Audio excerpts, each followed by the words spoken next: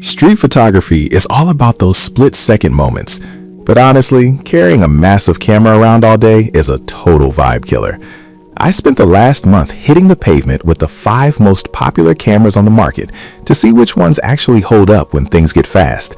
Here is what I found after shooting thousands of frames. Product number 1. Sony Alpha A6400.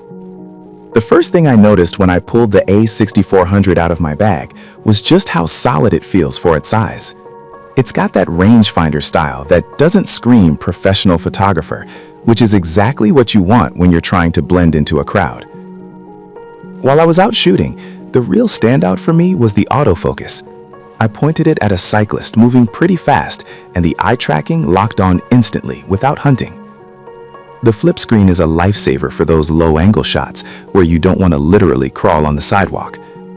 I will say, the menu system is a bit of a mess. I spent way too much time scrolling, but the 11 FPS burst rate meant I never missed the decisive moment. If you want a reliable, fast-focusing workhorse that fits in a jacket pocket, this is your best bet. Product number 2. OM System Olympus EM10 Mark IV. Holding the EM10 Mark IV feels like holding a piece of history, but with modern guts. It's incredibly light, almost like a toy, but the 5-axis stabilization is no joke. I was walking through a dimly lit alleyway around sunset, shooting handheld at shutter speeds that usually would have been a blurry mess, and the shots came out surprisingly crisp. The 14 to 42 millimeter pancake lens is so thin that I could actually slide the whole setup into my hoodie pocket. It's not the best for super high-resolution prints, but for capturing the mood of the city, it's fantastic. The colors straight out of the camera have a certain punch to them that I really enjoyed. If you're someone who hates carrying a heavy camera strap and wants something that looks as good as the photos it takes, grab this one. Product number 3, Canon EOS Rebel T7. I'll be real with you, the Rebel T7 feels a bit old school compared to the others. It's a traditional DSLR, so it's bulkier and has that mechanical mirror click. When I was using it, I missed the fancy eye tracking of the mirrorless options, but there's something nice about that optical viewfinder.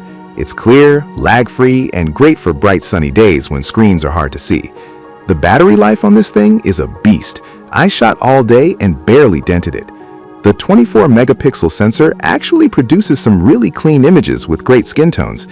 It's definitely not the most stealthy option for the street, and the 9-point AF is pretty basic, but it's a tank. If you're a beginner who wants a real camera feel without spending a fortune, this kit is a solid starting point. Product number 4. Sony ZV-1F. The ZV-1F is a bit of a curveball.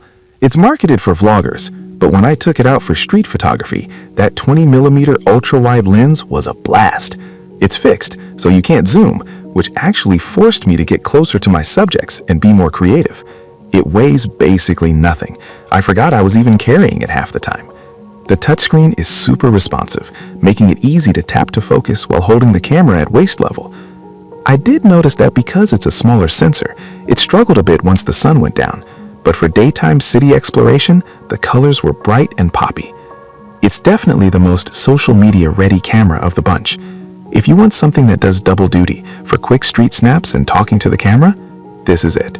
Product number 5, Fujifilm X100V. The X100V is the one I kept reaching for. It feels like a premium tool. The tactile dials for shutter speed and ISO just make me want to take more photos.